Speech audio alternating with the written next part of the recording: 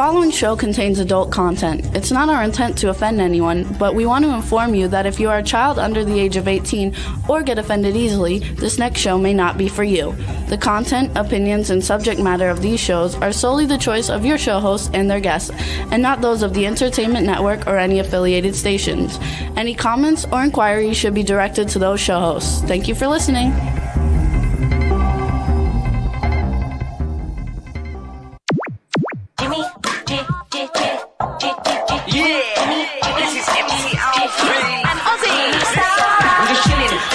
Sitting down and designing, where every man never thinking, what are we gonna be wearing? Yo, I'm a Liverpool MC, you can't trust me, big up the girls inside the party. Let's get down to crazy Jimmy, big up myself and known as Alfie, the one and only, the Turkish MC. Always love the clothes of Jimmy. Bitch, I'm your wanna be, Jimmy Star, new celebrity. We'll take you out to Jimmy Stars. He'll trust you. Hello. What's up, everybody? Welcome to the Jimmy Star Show with Ron Russell, bringing you the good times in music, fashion, pop culture, and entertainment. Let's see if we get our video going. There we go. Yeah, well, you can't see the Ron Russell. All you see is that big, fat Jimmy Star. Boy, oh boy. What do you mean? You see Ron Russell right there in the Little middle? itty-bitty writing. Yours is like big. Yeah, anyway. Happy Thanksgiving, everybody. We got a great show for you guys today. It's going to be a lot of fun. And also, the camera is off because you're half off, and that's too much amber. Put a little more white in there. Okay, so that's because when you touch this, it gets messed up. So what's up, everybody? We're It's going to because have... we don't have it. We don't have an in-house engineer. That's good. Too blue. How's that? We're blue. We look like Martians. Well... Now you knock the camera like that. Like good. Now get the camera straight. Okay, there we go. I hate this in-house stuff. I wish we could go back to studio. All right, so we're back. We're back. Here we are. Something's not centered, though, right? What's not? Oh, there we right? go. Okay, it's just behind us. Okay. All right, everybody. So we got a great show for you guys today. Going to be a lot of fun. We have Mike Mayhall and Sarah Fisher coming on, and then we have James Craigmile.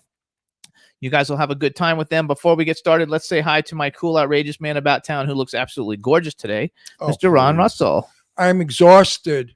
We went hunting for a turkey like a pilgrim. You know, turkeys with $3 a pound. We needed a 23-pound turkey. That's crazy.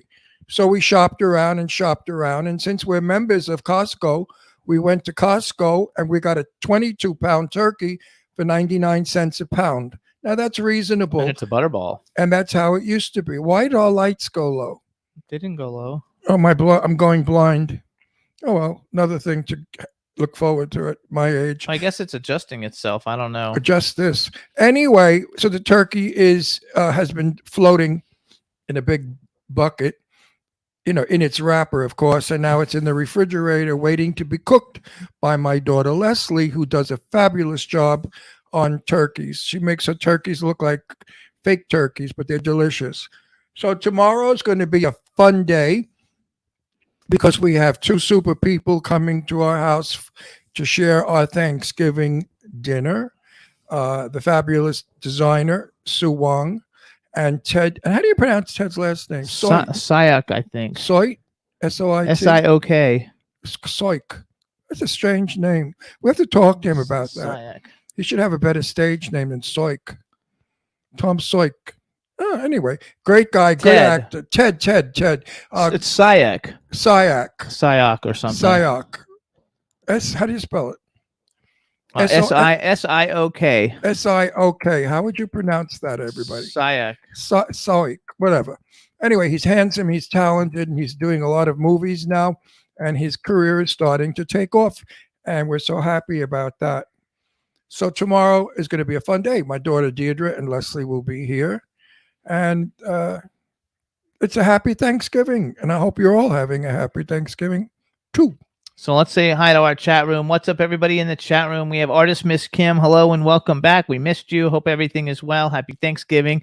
Teresa Sabin, she's in Florida. We love you, Teresa. You're fabulous. B. Claudia just joined us. She's in Germany. Backpack John is here, and I don't know where do you live, Backpack John? I don't even know. I thought he lived in Australia, but I think he doesn't. I'm not sure where he lives. Where does he live? No, Backpack John doesn't live in Australia. That's Anton. Okay, Backpack John, where do you live? Anyway, hello, Backpack John, and welcome, you guys. Happy Thanksgiving, everybody, and it should be a lot of fun. everything's going to be a lot of fun. I hope the Macy's Day Parade tomorrow goes off okay without any problems. You know, there have been some threats from some crazy people who are angry about the decision of that fella. What was his name? Whatever. Oh, Kyle Rittenhouse. Yeah.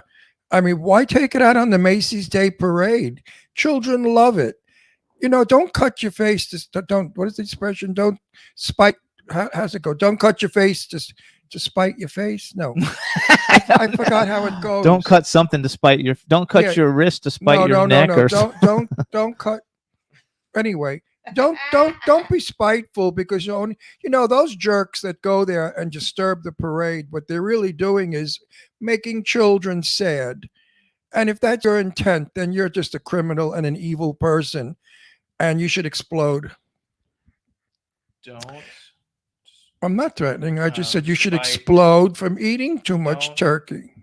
I'm trying to find out what the saying is. Cut It's don't cut your nose to spite your face. your.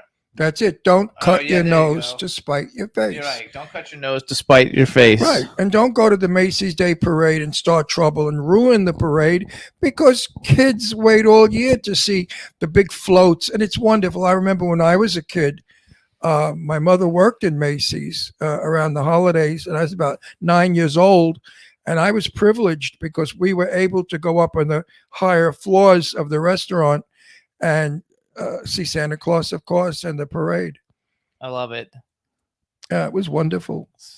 Anyway, it's all good. So we're looking fun. You have a different colored watch on today. You should show everybody. Well, Dawn's not here yet, but she'll be Yeah, here. well, the wristwatch is a 40. It's called 49. 49, and it's blue and yellow because in my shirt there are blue flowers and yellow leaves. So it really goes beautifully with my shirt. And I believe in matching your wristwatch to what you wear. You know, it's an old thing that we did years ago. I would never wear a brown suit with a black wristwatch. There you go. I would wear a brown wristwatch band. But there are times though that I do love to wear black and brown together. If it's the right shade of brown, like camel brown and jet black together, stunning, sensational. Oh, Dawn saw it too. She just joined us. Hey, Dawn. Happy Yeah, Dawn. Thanksgiving. Welcome to the show. Uh-huh. You gotta love So it. what can we talk about? So I'm tired. You know, we have guests coming. So the food shopping was a joke because the stores are like crazy. Nothing was on the shelves in one store, so we had to go to a different store to get what wasn't on the other store's shelf. We had to go to like 4 stores to get everything. That's all we did all last night. And then, of course, you know, it's preparing and straightening out the house. You always clean your house better before company comes, you know, and it's just you and Jimmy and I say, oh, screw it. Clean it today. Tomorrow it looks like shit again. So why bother cleaning it crazy? But when you have company coming, you do that thorough cleaning where you move furniture around and vacuum underneath things. Vacuum underneath instead of around it. You just don't scoot around it with the vacuum cleaner and hope that dust balls don't roll out. But anyway, I'm tired. Everybody's tired. The holidays are exhausting, but it's a And we haven't pleasant, even started but yet. it's a pleasant exhaustion.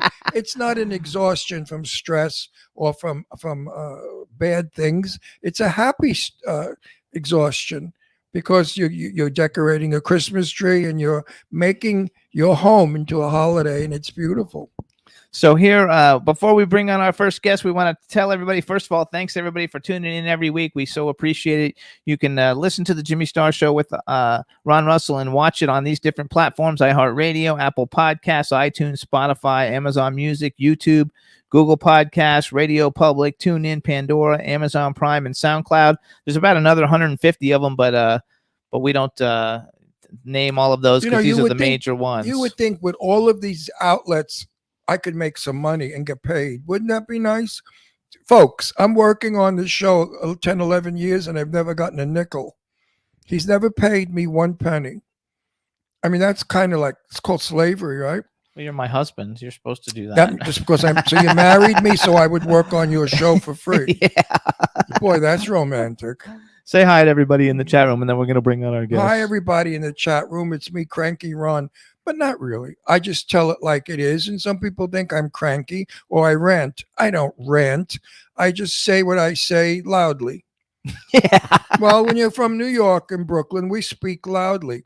I'm in the car with Jimmy, and Jimmy's from Florida, so he's got that Floridian accent, orange, and however they speak down southern stuff. And he whispers, and he doesn't realize he speaks. Jimmy's like this. He'll say, "And now we're going to go down the road to the place over there to see what we're going to do." I get crazy. I say, "Please enunciate, speak loudly." Also, my theater background trained me to project when I speak. So people think I'm ranting. I'm not ranting. I'm simply vocalizing. Is that the right word? Vocalizing? Verbalizing, maybe. Vocalizing. Either way, let's bring on our first guest. All right, everybody. Now we're going to Here bring we on our first go. guest. Let's see if we can see them and hear them, and then we'll make an actual introduction. Hello, hello. How you guys doing? We're good. How are you? Oh, wow. Very good. Sarah, you have to undo your mic so we can hear you. See the little mic thing there? There you go. Now say something so we can see if we can hear you. Hi. Oh, what a beautiful voice. All right, everybody. So now we want to welcome to the Jimmy Star Show with... Now, wait, are you two an item? We are. Gotta introduce him We- first. Yes, we are. Well, you make a beautiful car. He's really handsome. How'd you grab him? We have to find out later. We'll find out. Let me introduce him first. All right, you guys. Now we want to welcome to the Jimmy Star Show with Ron Russell, two super talents, Emmy nominee Mike Mayhall, actress, producer, stunt person. Also actress, producer, stunt person Sarah Fisher. Oh, and Mike's also a director. So hello, Sarah Fisher and Mike Mayhall. Welcome to the Jimmy Star Show with Ron Russell. Hey, Hi. guys. Thanks for having us. Gonna be a Hey. lot of fun. Yeah. So everybody knows Mike actually was on our show back in 2015, and he was accomplished then, and now he's like super accomplished because I don't think he had an Emmy nominee then. No, but that's because he was on our show, and suddenly his career just exploded, and he's an Emmy nominee now, and it's all due to me. I know I promote him. So you think he'd even thank me, the son of a bitch? He didn't even say thank you, Ron, for making me a superstar. That's called gratitude. You know what? Thank you, Ron. If I were you, I would dump him. I've tried. It's hard. Oh no, he's not a grateful man. He has he has just no feelings. So hang of on. gratitude. So Sarah, you've never met Ron, but No. Mike has. So this is Ron Russell, my outrageous host, and he's my husband also. So say hi to Ron. Hi, Ron. Hi, I'm Sarah. actually in New York right now. My city. Your city. Even though we're in California, but No, Palm Springs, unfortunately. But I'm a New Yorker. I'm a Brooklynite, and I miss my New York terribly. But I understand it's not quite the same anymore. It's lost its attitude or something. I don't think so. I hope There's not. still definite attitude still, so don't worry. I hope so. so tell us, what are you doing in New York? So I'm walking the Macy's Day Parade. That's now what I that thought. I've opened it back up to performers. I'm going to be stilt walking. Oh, good Oh for wow! you. See, I spoke about this before we went on the air. Saying we hope it goes. And I through. said, there's been some threats from the crazy people, these morons that are out there trying to destroy everything that's happy and wonderful. And I just hope and pray to God that there's no disturbance on the parade tomorrow, because that parade is for kids. I remember when I was a little kid, I couldn't wait to see those floats. It's a wonderful parade, and it's traditional.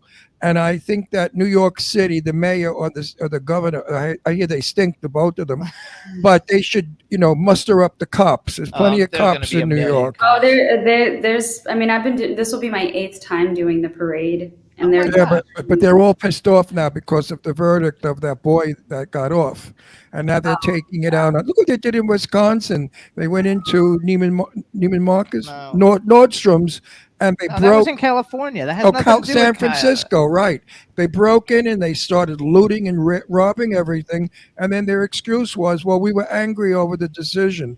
And I thought to myself, "What the hell has that got to do with it? You're angry over the decision. Why are you robbing pocketbooks out of Nordstrom's?" do you figure that one out yet? No. Not at So all. I'm going to send you prayers and safety, Well, Sarah.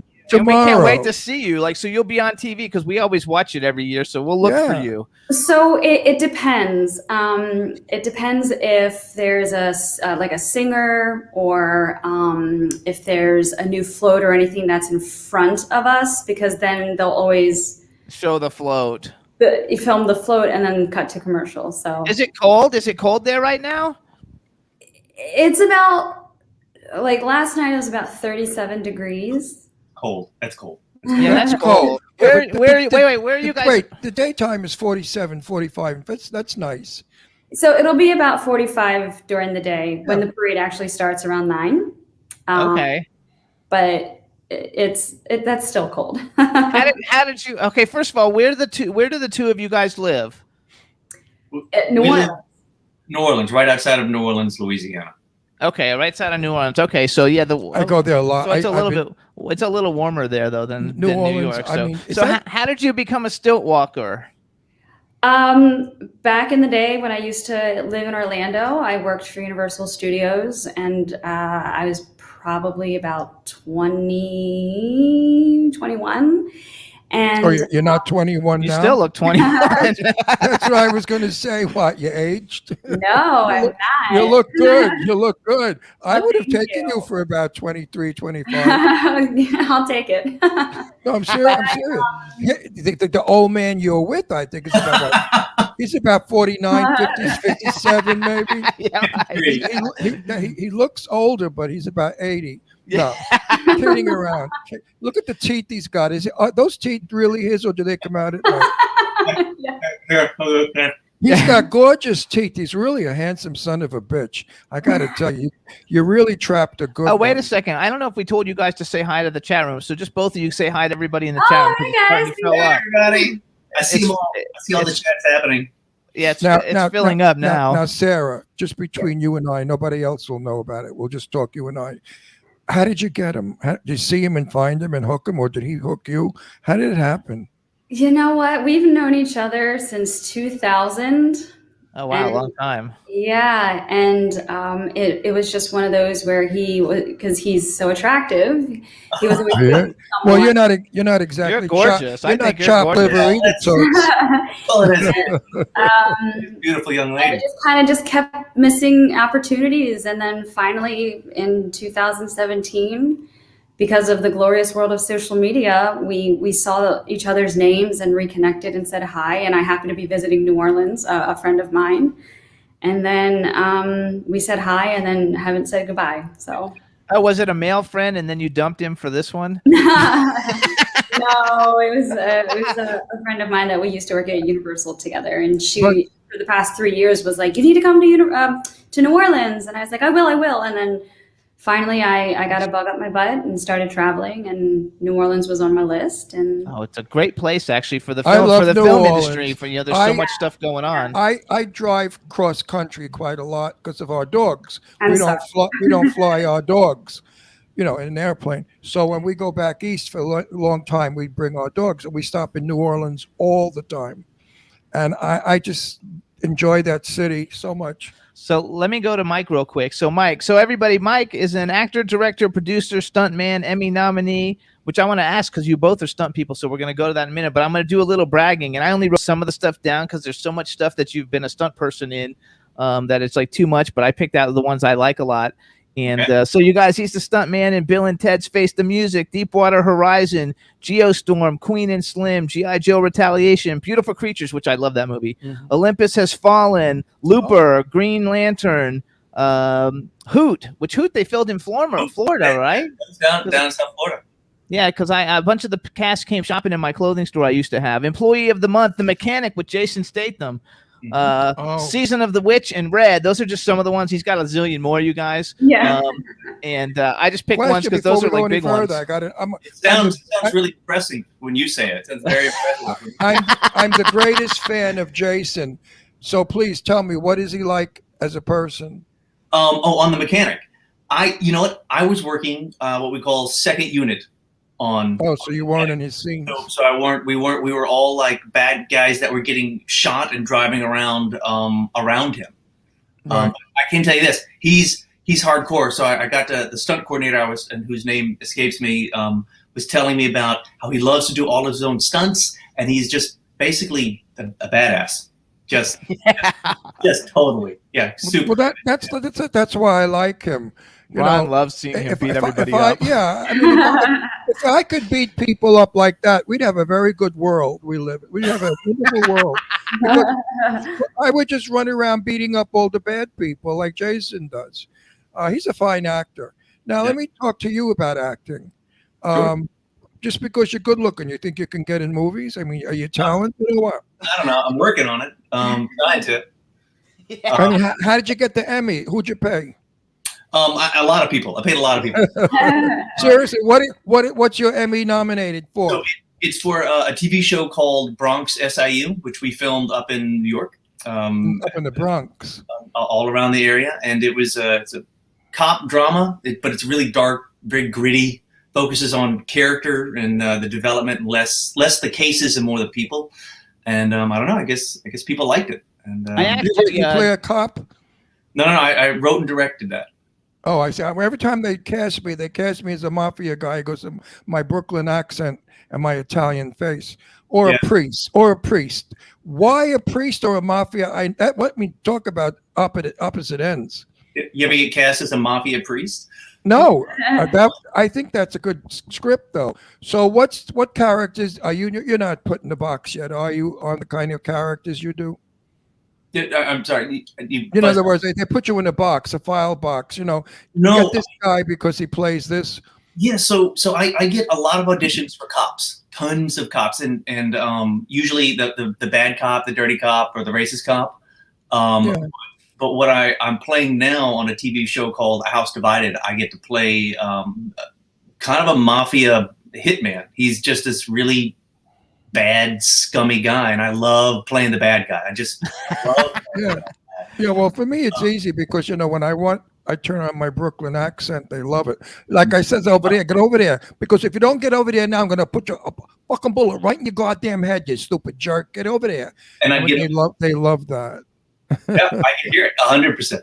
Yeah. That's Brooklyn antiques. So- That's why they hire me. So- That's Brooklynese of the 1940s, and nobody's alive yet to do that except me. Hang on. So let's go back to that. So how did you actually get into being like, because like I know a lot of stunt people. Do you know Alessandro Fulcito?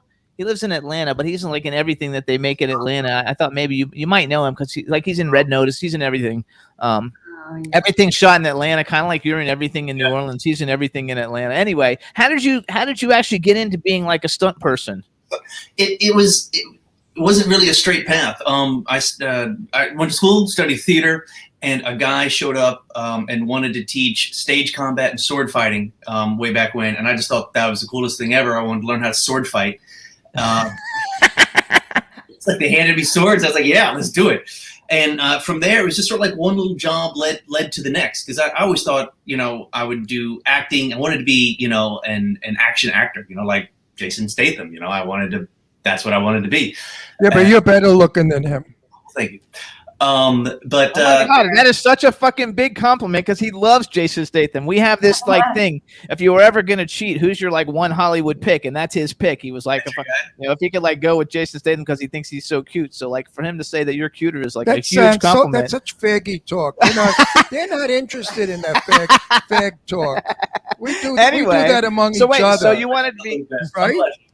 So you wanted to be so you learned how to sword fight. How did that actually turn into starting to do stunts? So I drove down to Orlando, Florida, because I had some friends living there and working in the theme parks, and they had all these stunt shows. And Yes. I got into the stunt shows out there, and I just learned all sorts of other things. And then I came out to New Orleans because that's where the movies were, and just found a niche doing stunts. I met a stunt coordinator, and I said, I'm really interested. I had no idea what it takes to be a stuntman in the movies. I said, but here's what I do in live shows.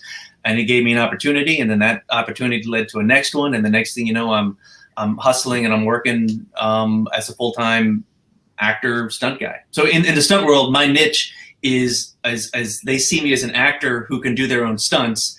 And then the local casting directors see me as a stunt guy that can act. It's a weird sort of place. No, they like to save money, is what it is. Yeah. They get you to go out and break your neck, so they don't have to hire somebody. So let's go. Wait, hang on 1 minute, Jim. I understand stunt people make a lot of money. The union pays them a better scale than as an actor. Is that true?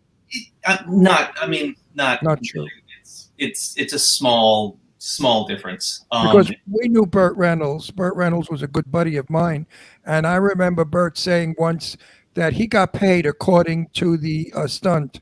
If it was a really dangerous, risky stunt, they paid him more than if it was a slip and fall.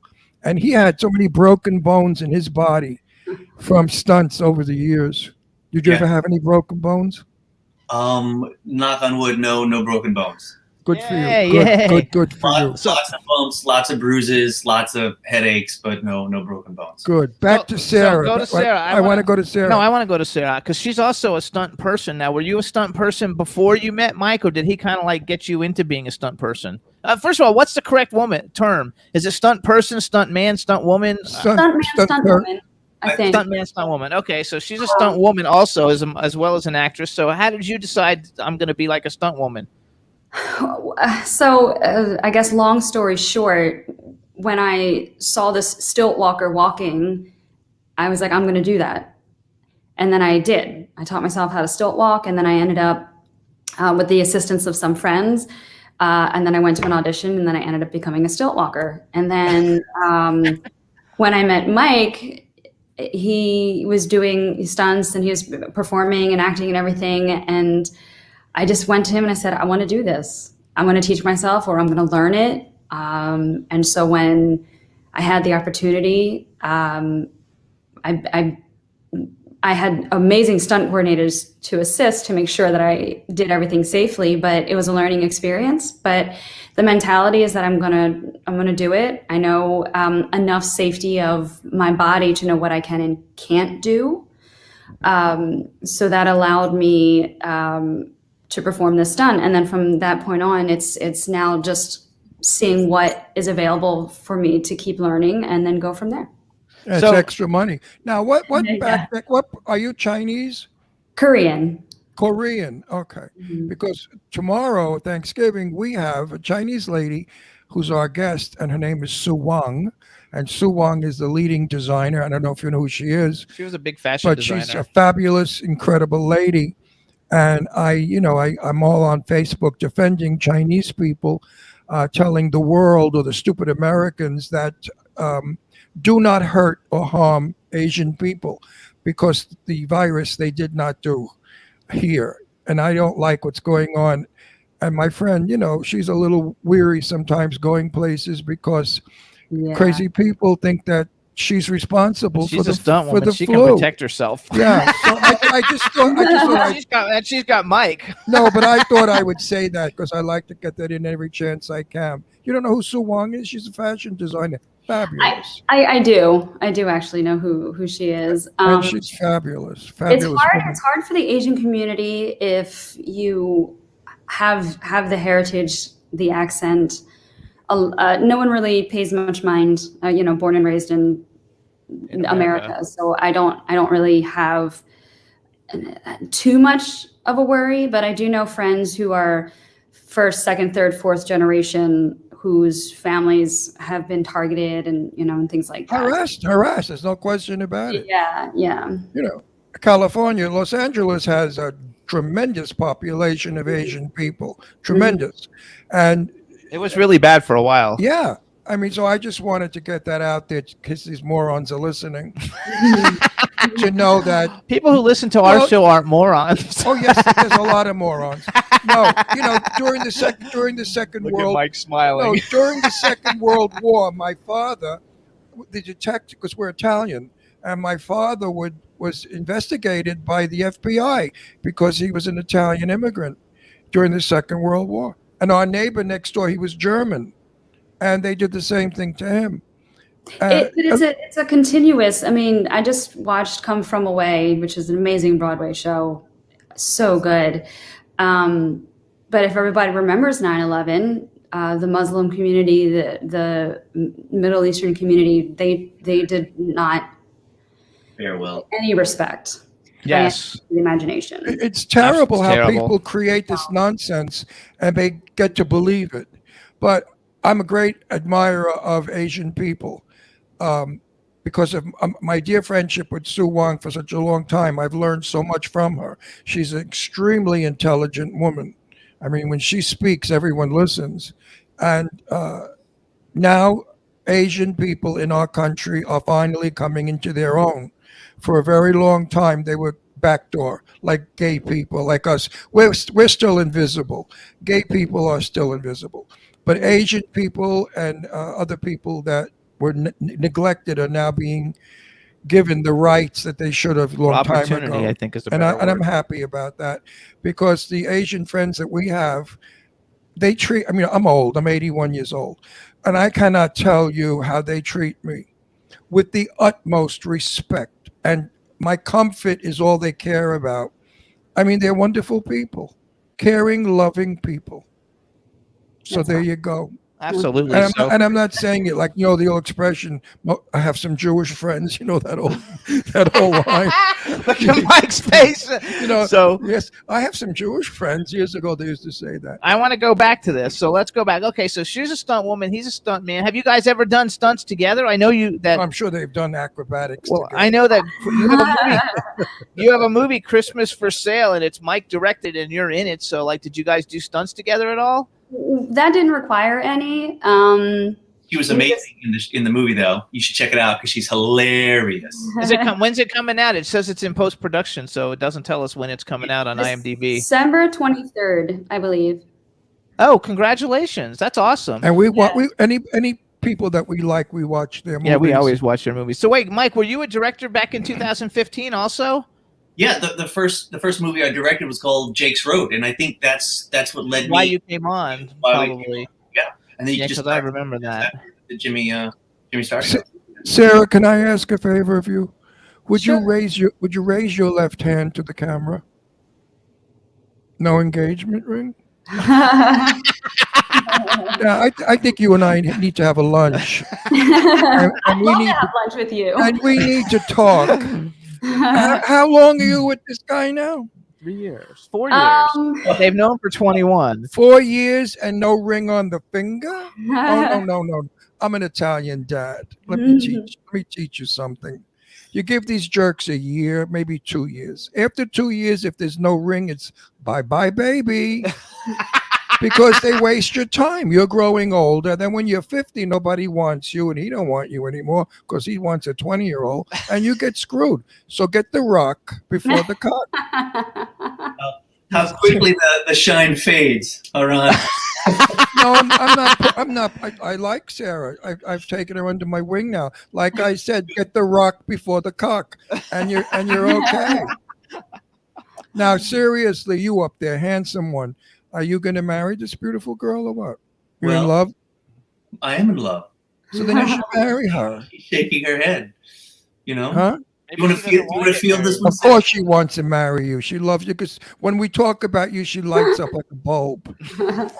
Look at her smile. Ron loves putting everybody on the I spot believe too. in, by the way. no. I am such a firm believer in marriage. I feel relationships without marriage just don't have, something. I married Jimmy. I told Jimmy we were going out for a year. I said, if we don't get married, He said, out of "I'm here." not a backstreet boy." I'm not a guy. I'm not. I'm such a believer of marriage because it Which does make the relationship so much nicer and safer. And it's such a pleasure to refer to that person you're with as my husband or my wife. Sarah, I want you to know, first of all, that the chat room loves you. Everybody in the chat room is She's talking about lovely. how gorgeous you are and She's how a beautiful you and are. yes, and I think she should have at least a 2 carat. So we also welcomed a bunch of people. As we want to welcome, I don't know how you pronounce it, Mouna. Mona showed up. So Dave from Stars Now UK showed up. Everybody joining us, thanks for joining us. We're having a good time talking to Mike Mahal and Sarah Fisher. And Sarah's got a couple movies that I think they said they were in post-production, but with some really big people. Like you got a couple of really big movies that you're participating in. National Champions. That's everybody. Like I wrote it down. I wrote some of them because J.K. Simmons I tried to get for in a movie. I got turned down. Unbelievable. I was crushed. But J.K. Simmons, Kristen Chenoweth, Alexander Ludwig, who I love, Timothy he's so Oliphant, nice. Uzo Aduba, French Montana. There's a whole bunch more. I wrote those people down. And then you have another one called We Have a Ghost with David Harbour, Anthony Mackie, Steve Coulter. And the reason I mention him is because he's been on our show. Jennifer Coolidge, who I think is one of the funniest ladies like on the planet. And so I think it's really cool, and those are like kind of like the kind of movies that put you up in the Mike Mayhaw category, because those are big movies, you know. That's me. I want to ask Good Looking a question. Hey, Good Looking, how difficult is it to get funding for a movie? It's extremely difficult. I know that. See, they don't know which one to answer because they're both good looking. No. She's beautiful. He's good looking. Okay. I'm a sexist. You He's know, bearable. He's handsome. She's beautiful. I'm tolerable. He's handsome. She's beautiful. We're not allowed to use those terms anymore. I understand, but fuck them. But anyway, I have a movie that I wrote and I'm trying to get funded. Very difficult. How do you go about getting funding? If I had the answer to that, I would be making more movies. Yeah. And I would too. To be honest, you know, we have a slate of scripts that we have producers that are looking at it, but it's just hard to get them to bite. You know.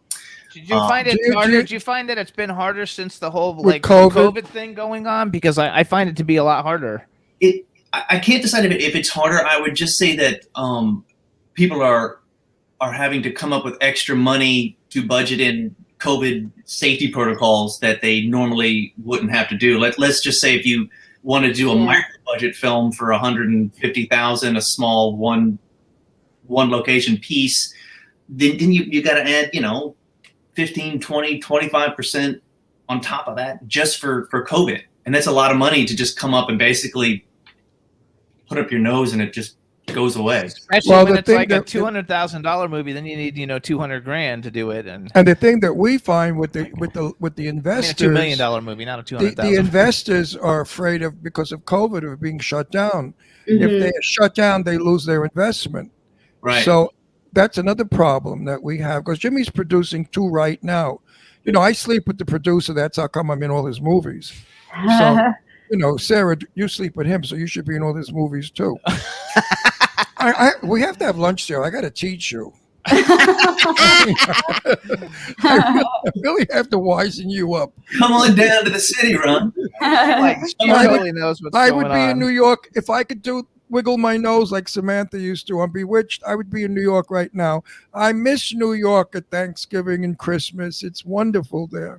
Yeah, there is something about just It's walking. magic. It's a magic city. It really is. So go to Mike then. So Mike, because You have the most beautiful smile, Sarah. When you smile, your whole face smiles.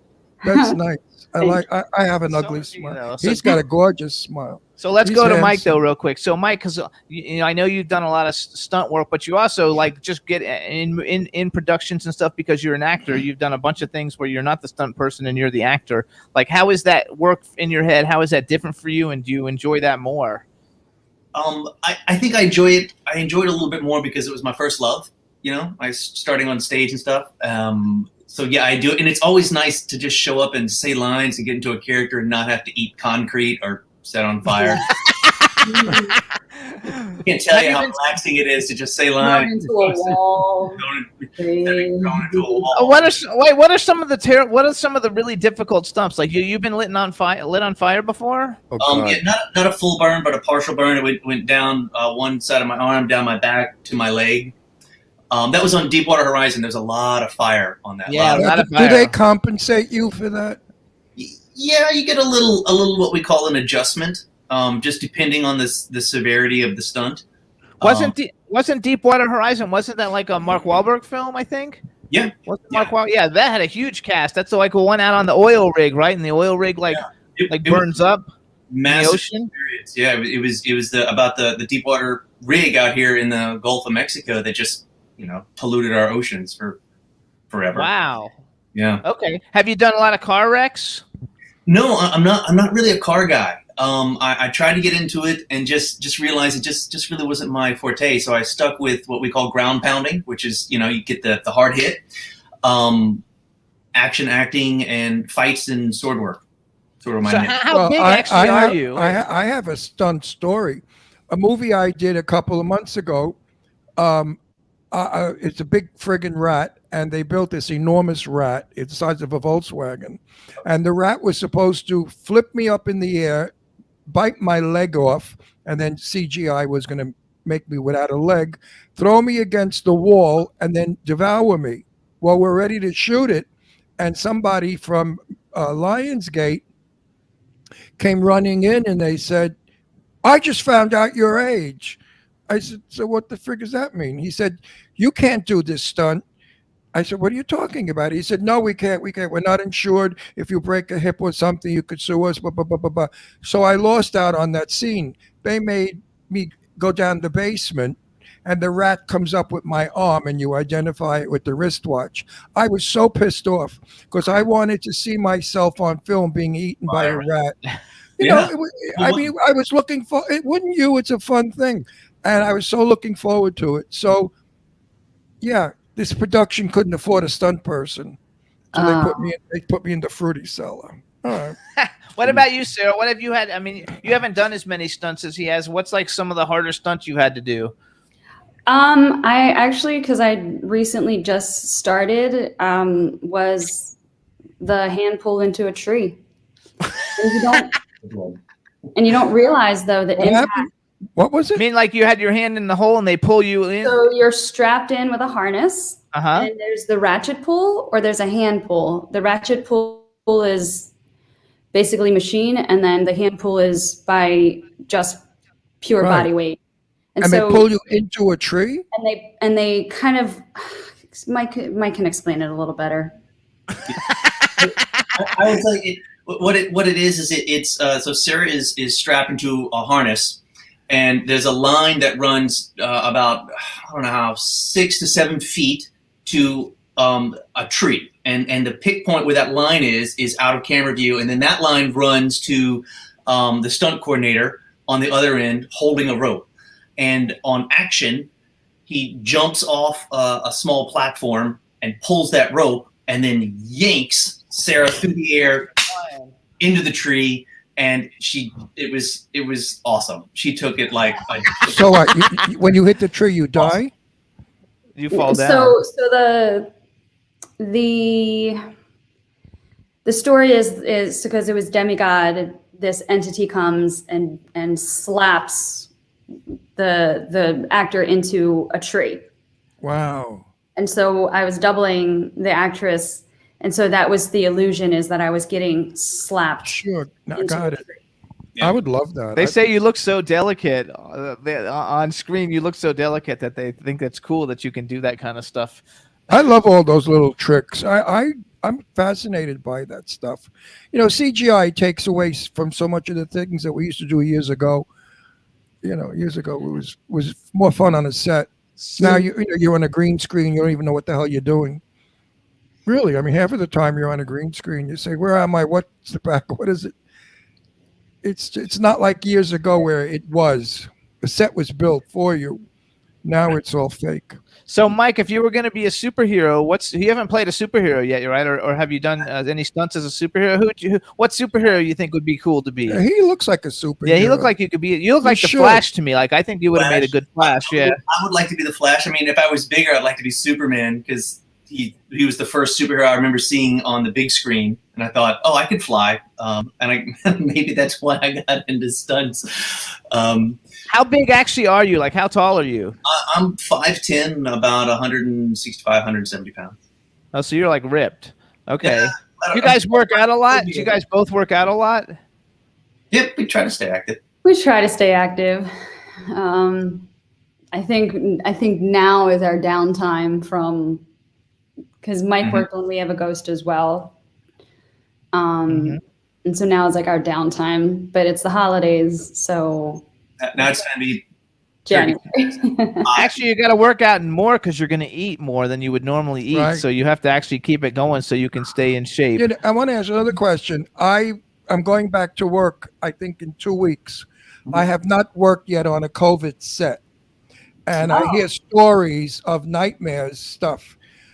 Is it really that horrible working on a COVID preventive set?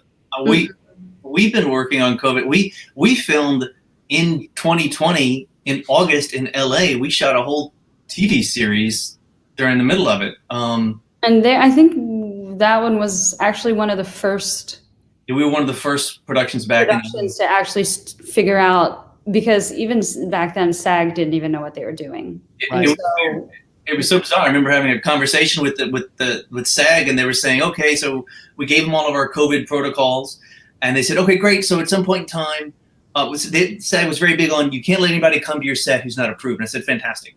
And then they said, okay, at some point in time, we're just going to pop in to just see how you're doing. And I was like, you can't come to our set unannounced. You have to give us 3 days worth of notice because we have to COVID test you. And that didn't even cross their minds that they just can't show up unannounced anymore. Well, I heard they tape a box and you have to stand in the box. You're not allowed to get out of the taped on the floor box. You have to wear a mask, and the minute you do your lines, you take the mask off and then you put the mask back. I mean, how the hell are you going to work with doing? It's confusing. For me, and I can't speak for Sarah, but sort of after the first day, it just feels like habit, and you're not even paying attention anymore. Mask on, mask off. So you think when I go to work in 2 weeks, I'm going to be in for a big shock, right? I don't think so. He's not. It's a SAG movie, and SAG, you know what they're all about. Basically, what's going to happen is you're going to go in, you're going to check in at the desk. They're going to see your name. You're going to scan a QR code that says you don't have any symptoms. From there, because you're an actor, they'll give you a pre-approved mask that they want you to wear on set. The base camp PA will take you to your trailer. They'll take you to wardrobe. They'll take you to makeup. Then they'll take you to set. From set, they'll put you in holding. They'll ask that you keep your mask on.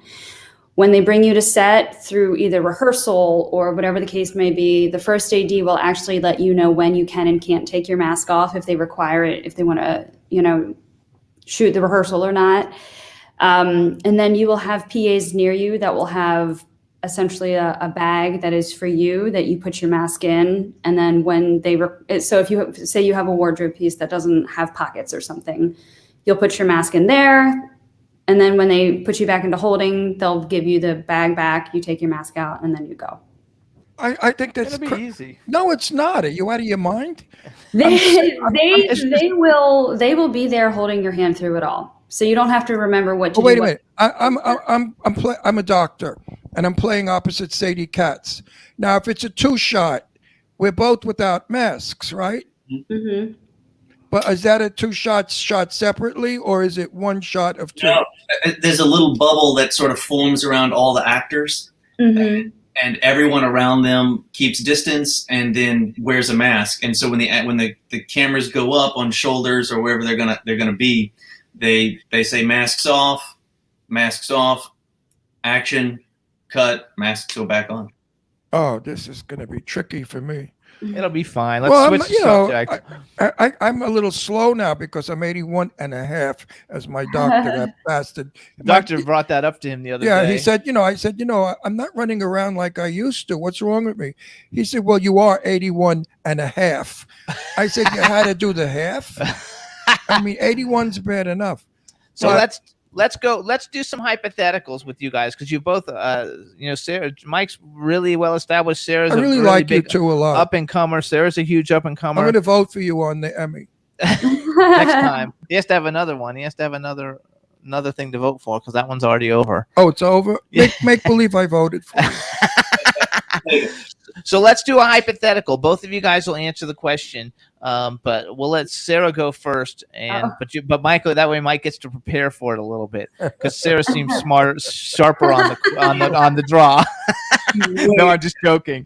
No. Okay, so if you could work with any male and female actor and actress that you've never worked with before, who would you like to work with? Number one. And the second half of the question is, if you could have ever been in any movie that's ever been made in history, what movie would you like to have been a character in? And we're going to let Sarah go first, and we'll let Mike think about it a little bit. Well, my 2 favorite actors ever are Tom Hanks and Julia Roberts. Oh, Julia Roberts. Yes, I agree 100%. First time anybody's ever said Julia Roberts. I fucking love her since Mystic Pizza, and Pretty Woman I've seen 6,000 times. Pretty Woman is my favorite movie. Me too. Oh my God, we should get married. I would have loved to have been Kit in Pretty Woman. Oh my God, what a great role too. because she was, spunky. But at the same time, she was vulnerable, and and I just loved her character. And I love her at the end of it, and when she's talking to the new girl who's going to be the roommate, and saying, I'm going to have to charge you a little more because I'm not going to be here as much because I'm going to go to school or whatever she's doing. Like, oh my God, I love your answers. I don't know about Tom Hanks. Tom Hanks doesn't do much for me, but that's okay. But Julia Roberts is like the end all be all. I understand Tom Hanks is very nice. Oh yes, a lot of people that I know that have dealt with him said that he's a very nice guy. I love it. All right, so now we're going to go. Now we're going to you, You're not Mike. agreeing, so maybe you have another opinion. Mike, it's your turn. I don't know if I could just answer that. Just one male, female. I would say I really like. I'll probably butcher her name. Charlize Theron. Did I say that right? Me too. That's my second. She's my number 2. Me too. I'd love to work with Charlize. She's gorgeous, gorgeous woman. And I think this is a little more of the director in me would love to work with Clint Eastwood. And I think partly because I watched a lot of his spaghetti westerns with my father, and I just love how he directs the movies he directs. I really like them. I would just love to just watch him work. Absolutely. He's easygoing. He seems like it. He seems like I love Clint Eastwood. He's a really nice guy in person. So and what movie would you like to be in? Can I pick 2? Okay, go ahead. You can pick 2. Okay, and they're probably for obvious reasons. I mean, The Princess Bride. I would love to be the Man in Black, or if you're a fan of The Princess Bride or not. And then I'm a big geek, so the Lord of the Rings movies. I would love to have been in the Lord of the Rings movies. Oh yeah, see, that's cool. No, those are good choices. If I was going to do the geek thing, I would be Harry Potter, like in Harry. I would like to be in a Harry Potter movie because I love the Harry Potter movies. I've seen all of them like 50 times. Yeah. And if I were 50 years younger, I would want to be Flash Gordon. I would love to play Flash Gordon, be that superhero. Universe. He likes the Buster Crabbe, the original, from the 40s, like Flash Gordon, 30s and 40s. Yeah, he likes. Because he was born in 1940. And I grew up loving Flash Gordon. He was our hero of the day. Before Superman. Superman wasn't famous yet. But Flash Gordon, oh my God. When we were kids, I used to be Flash Gordon. If not, I beat everybody up. If somebody said, no, I'm going to be Flash Gordon, I'd punch them. I said, you can't be. I'm Flash Gordon. So that's how strongly I feel. Sarah, you're very beautifully spoken. I love to listen to you. You enunciate. No, it's so nice that you don't mumble. It's nice to hear clarity. Well, I too have a theater background. Yes, so. It's theater. I tell Jimmy that all the time. I love theater trained people because you enunciate and you project beautifully, and you're a pleasure to listen to. Some people I have difficulty with because they mumble. Words are hard sometimes. No, but you have to enunciate because not everybody out there hears well or is American. They're foreigners. And if you enunciate, they get it better. And I tell that to Jimmy all the time. Yes, he does. And handsome talk speaks well also. Of course they do. Birds of a feather flock together. You got to love it. Wait, handsome, what's your background? Theater. No. What ethnic background? Mutt. Just a little bit of everything from on the other side of the pond there. So you're Scottish and Irish. You got to have some Scottish and Irish in you. Scotch. I know I've got Scotch, Irish, French, English, and then from there it just sort of goes to all sorts of different places. Well, in dogs, mutts are the best looking, and I think that's in people too. The more you mix, like people say to me, or I say to people, can you imagine 200 years from now how magnificent a human being will be? Why? Caucasian, Asian, African American, and Hispanic, all in one human being. Can you imagine what that person's going to look like? A very tan person. Very and very gorgeous because I can't envision this. Unbelievable looking human being. So let's go real quick to social media. So Mike, I didn't see you on Instagram, so I didn't put an Instagram on our little flyer that we put out for you. Are you on Instagram? I'm Michael Mayhall on Instagram, but I'm really I am not on the social media that much. I'm really bad about it. Every once in a while I'm like, oh yeah, I have an account. How does this work again? And then I forget about it because I'm easily distracted. But Okay, so Sarah was on. Is Well- Sarah Fisher actress on Instagram? Everybody. No, Mike, you should really go on Facebook because they won't let you print anything you write anyway. They take everything off, so you won't have to worry. You can pretend you were there. Yeah. You know. Oh, I think that's funny. Sarah, are you on anything besides Instagram, or is that your primary platform? That's my primary platform right now. Mike is helping me, as we see that he has his own. It's no C. Get rid of the C. Get rid of the C. Do it one more time, Roxy. It's SARAHFISHER actress, right? Yes. Okay, she had to think about It's it. a tough Oh, no, one. get rid of the C in between Yes. Sarah and Fisher. Roxy, try and do it again, and we'll get it up there. And Um, I'm going to ask, what's your most important theater you've ever done? to me or her? Both. Both. No, I mean, what was it? What What play were you guys? musical, play, whatever? Did you guys sing?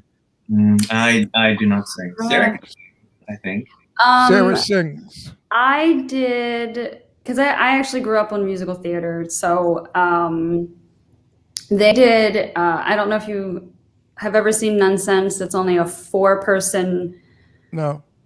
So Nonsense is a story about 4 Oh, yeah. nuns. Yes, I know what that is. Yes, But yes, they, yes. because it was a high school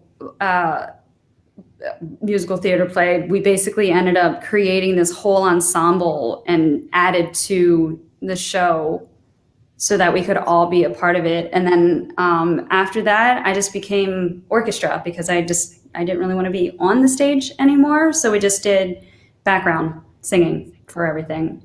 Oh, that's fun. I love though. your voice. I could listen to you all day. What about you, Mike? What were No, you, what really. play Do you were do in? voiceovers, Sarah?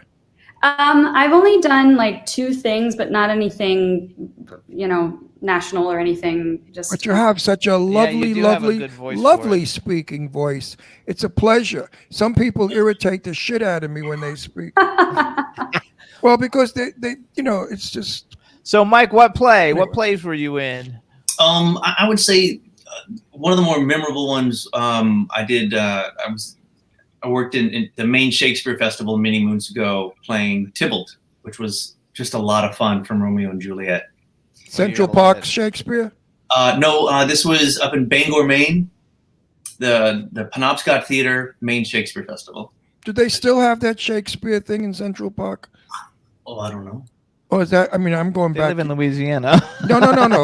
But they're Yeah. cosmopolites. They've been to New York. They're travelers. Oh, yeah, I still have it. Years ago, I remember going to that. It was wonderful.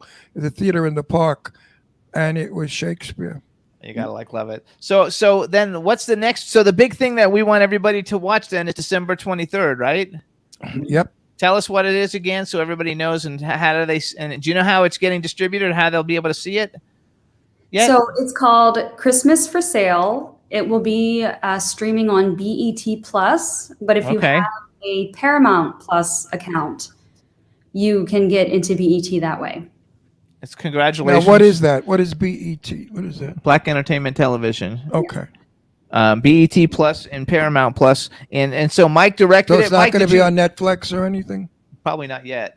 Not yet. It's going to go to that first, and then we'll see where it branches to after that. So Mike, you directed it. Did you write it? I didn't write it, and I feel terrible. I cannot remember the writer's name. Cameron Kamara Davis. Kamar Davis, very talented writer. He wrote it, and I did some changes along the way, just for location and script and some things like that. But no, I didn't pen this one. Now, is So, this a feel-good movie? Yeah, it's got all the feels. All the fields. Yeah. Christmas for Sale. So it's a Christmas. Well, movie. sometimes for sale could be sad, you know. So, you don't so you know. guys, so Christmas for Sale, you guys, you can see. Mike, are you acting in it too, or are you just directing it? Just behind the camera. Oh, that sounds terrible. Just directing it. You're directing it, not just No, directing it.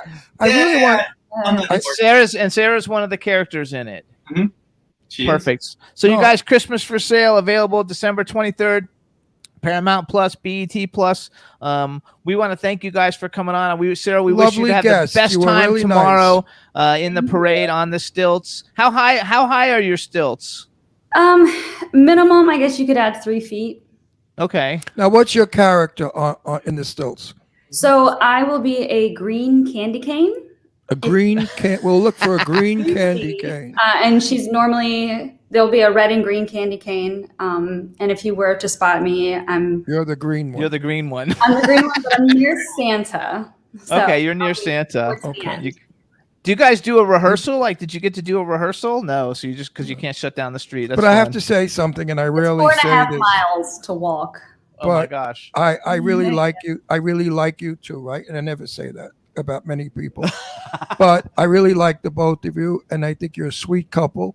And I think you should get married and have a wonderful life. And he should win another Emmy, or a Emmy, and you also, Sarah. An Academy Award too. And everything wonderful should go your way because you seem to be very nice people. Thank you. Thank you. And good goes Oh, to and we good wanna- goes to good. And we Remember want to that. thank Barry Rogers for setting this whole thing up, you guys. Barry Rogers, great publicist, good friend of mine, and so we want to thank him and wish everybody a happy Thanksgiving. You guys have a happy Thanksgiving and a Merry Christmas, and we'll see you soon. I'll see. I'm gonna watch your movie. Yes, I'm we're watching. gonna watch it. We will Let us know. definitely watch your movie. All right, bye bye, you guys. Thank you. Thanks, Bye, guys. guys. Have a happy Thanksgiving. Enjoy it. What nice people. They're very sweet, lovely couple. Yay! There's All right. so many nice people in the world. So now we're going to take a quick music break, everybody, and I'm going to replay it since it officially just came out. Never Gonna Say Goodbye by Tony Moore, who was our guest last week, and we had a great time with him. Everybody seemed to like him a lot. He's a super talented artist. So here's his music video, Never Gonna Say Goodbye. Enjoy, everybody.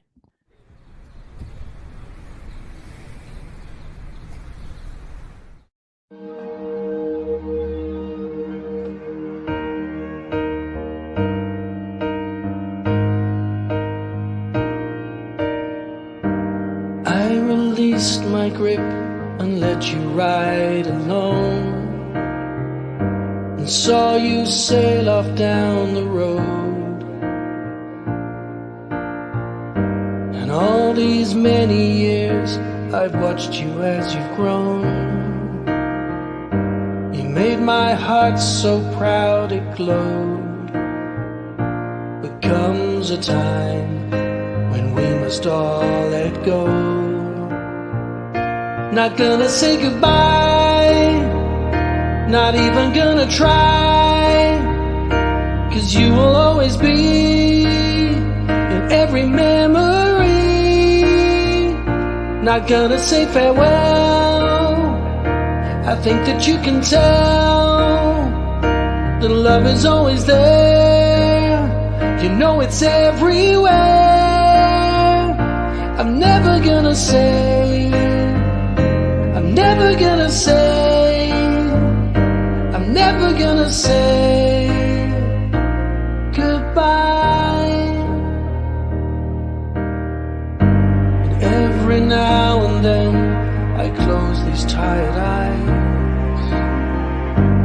I can see you run to me with a face that asks, did I do good? I tell no lies. Well, yes, you did wonderfully. But comes a time when we must all let go. Not gonna say goodbye, not even gonna try, 'cause you will always be in every memory. Not gonna say farewell, I think that you can tell that love is always there. You know it's everywhere. Not gonna say goodbye, not even gonna try, 'cause you will always be in every memory. Not gonna say farewell, I think that you can tell that love is always there. You know it's everywhere. I'm never gonna say, I'm never gonna say, I'm never gonna say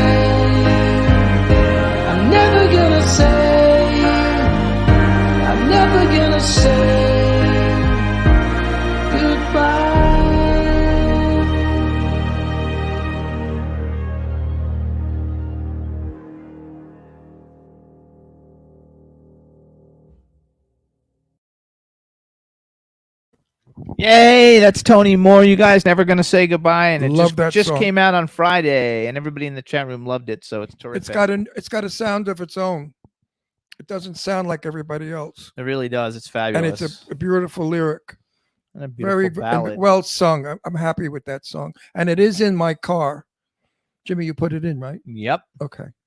I love it. So all That's is like the Academy Award. If your music gets in my car, it's like because I like it. yeah, because not that many people get to go No, into well, the because car. I mean, not everybody's good. So I'm gonna play. We're gonna play another really quick short video, you guys. It's not a music video; it's a trailer. But what happened with And Nick, with my sweetheart? who's your sweetheart?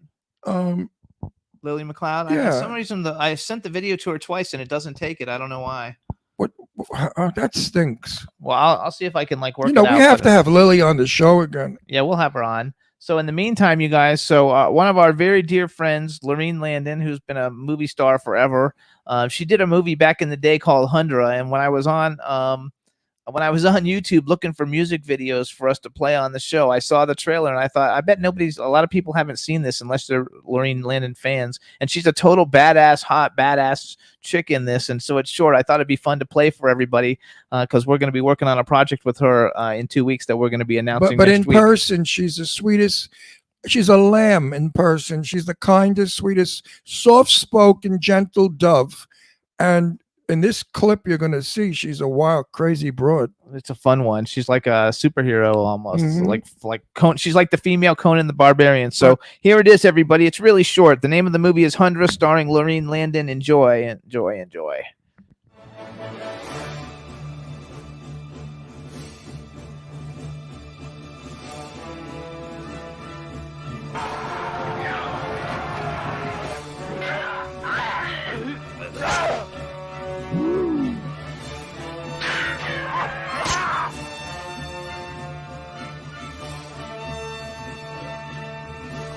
Wrong.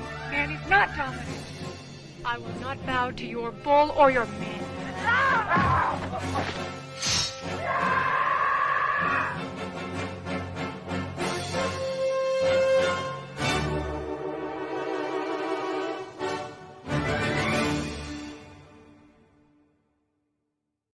Oh, there it comes. That didn't take long. Well, maybe.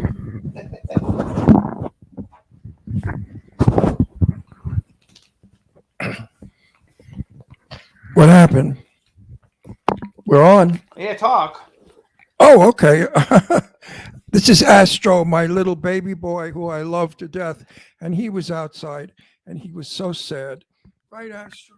Oh, too many kisses. Oh, also Cindy Lady Lake. I don't know if we said hi to Cindy, but she's in the chat room. She's been in the chat room. Dawn has joined us. A whole bunch of other people joined us. So let's say hi to everybody and say happy Thanksgiving. Happy Thanksgiving. Everything should be a lot of fun, and we're looking forward to having everything go. Yep, there's Astro Baby, everybody.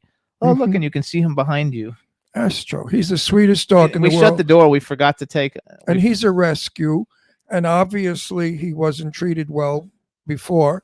And now he's so grateful because he goes all over with me. He sleeps with me. And the cutest thing is he sleeps in my neck. He curls up right in under my chin and neck. And he knows what love is because love is the answer to everything, folks. If you show love, just everything comes your way. Right, Astro? I love this little boy. He's fabulous. You gotta I enjoy love him. all our dogs. We have 3 dogs. Right, We have Astro, and we have Brandy Brandy Girl. Girl. And we have Shazam. Yes, everybody says she's. Oh, and Lady Lake says she's not chatting because she's just listening because she's cooking. Oh, that's when I get off the air, that's what I have to do. I'm preparing everything with my daughter Leslie for tomorrow's feast. Yes. So talk for a second. I gotta send a text message. Why are you texting while we're on the show? That's I rude. gotta text the guest because they're not here. Oh, that's a good reason. Oh, yes. The Thanksgiving, they said it was going to be the most expensive Thanksgiving ever, and it's true. Food prices have really gone through the roof. Everything is double or triple in some cases. And I feel sorry for people who are not, who haven't got money. So a lot of poor people are having a chicken instead of a turkey. And I don't know. I think that's so sad. B says she's hungry. Can we fit Cindy? I don't know what that means. Can we fit Cindy? Okay. What? Yeah, I think President Roosevelt said it during the Depression that he was going to make everybody have 2 chickens in a pot. So, Well, I wish our president would say everybody could have a turkey. we have, which I don't know how you pronounce Mona's name, Mouna, but she said Monet. Mou Muna. What is it? Monet? Mouna.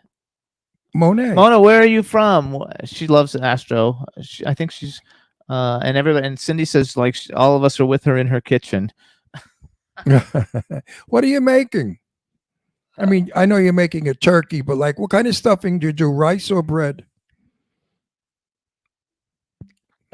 Oh, it says I didn't realize you had a dog with the same name as my granddaughter. Is what Don wrote. Must be Brandy. Must be Brandy because all the other ones are boy names. Astro, Shazam, and Brandy. Brandy Girl. There's a big story about it, but we don't have time for it. Anyway, I had a vision when we were driving in Florida that there was a dog that was waiting for me, and the dog had something to do with the letter B, a big B. And I kept saying to Jimmy, I don't know what it is, but we have to find a dog where the letter B is. So we went to a adoption kennel, and there she was, and above it was B Cage, a big B. And I said, this is the one. And we got her, and we named her Brandy because of the B. Unfortunately, we didn't know it. She was very ill. She had, what did she have? Heartworm. Heartworm. And we thought we were going to lose her. So we took her to the vet. And of course, through medication and time, she got better and she's fine. So we saved her life, and that makes you feel good. Rescue a pet, folks. There are so many pets out there that just want to be loved. And a dog, you give a dog one kiss and the dog gives you 50 kisses back. You're never lonely when you have a dog. I remember being in between dogs because our dog had passed away, and I came home from work and the house was quiet and dead. My dog wasn't there to greet me, and it was the saddest time. So we immediately went out and got another dog. They're children. They're wonderful things, dogs. Look at him. He's kissing me all over the place. And he's such a handsome boy, too. He's part poodle and terrier. And Jimmy had him cut down, which I'm not happy about. So once his fur grows, his hair, he has hair. He doesn't have fur. Once his hair grows back, he's really a big, big fur ball. Right, Astro, baby? Look at those kisses. I hope our guest is coming on. If not, we're going to have to improvise for the rest of the show. And I'm tired today, folks. I've been working my ass off. I did the patio. I painted the concrete again because it needed freshening up, and planted and dug and did and whatever because I want the house to be beautiful for tomorrow. So it's going to be beautiful. It is beautiful already. But it's going to be more beautiful. Yeah, but I heard the Santa Anas are blowing. We might have like 40-mile-an-hour winds. Oh, those damn Santa Anas, when they blow in California, they really blow. So anyway, you guys, so we have a little delay with our guest because he's also he's a police cop, like a reality show TV cop, but he's actually a real cop, and he's actually got stuck in an investigation with a fucking, I guess, a perp. A perp? No, a perp. They call it a perp in the world. Perp. So he's trying to get here, but in case he doesn't get here, we're gonna shoot the shit with you guys right now and see how it all goes. Which means I only have one more music video, so we'll have to talk about something. I'm thinking. Okay. Why doesn't everyone in the chat room give a menu of something they're cooking, print it out, and we'll read it out? So in other words, just write it. If you do a good stuffing, write your stuffing down, and then we'll tell it to everybody. If you have a way of doing something unusual with cranberries or whatever you do. Did you say something about rescue dogs before? Yeah. Okay. Dawn Hinton said she did rescue. She did rescue something. She married her husband. Well, that was a good rescue. Well, I did the same thing. I rescued Jimmy from a life of perversion, And I made a decent human being out of him. Right, Jim? That's right. He's a monogamous person now, I hope. One never knows if one is monogamous. Does one? Beautiful children. Uh-huh. I'm sending something to Roxy. Oh, she can play it? Well, she's going to see if she can get it. Lily McLeod, by the way, is probably one of the greatest singers in the world. She's in Europe for the last year and a half. No, like 3 years. 3 years. She's become like the toast of the town in Europe. And her voice is just heavenly, and I adore her. She's one of my dearest friends. And I wanted to come on our show, so I think after New Year's we'll have her on. They want to know if you knew Audrey Hepburn. No, but Mr. Blackwell, my dear friend, buddy Richard Blackwell did. And I asked Dick, I said, what was Audrey Hepburn like? And he said she was the same in person as she was on screen. The most gracious, charming, delightful woman. He adored her. And he also knew Grace Kelly, who my other favorite actress. And I asked him, what was Grace Kelly like?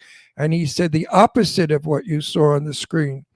And, she had a past. Like he said, she'd have sex with the gas station attendant if she liked him. So Grace Kelly was a hottie. Not the cool lady that she always played. They called her the Ice Princess, but she was far from that. They also want to know, did you ever go to Cinecittà, Cinecittà?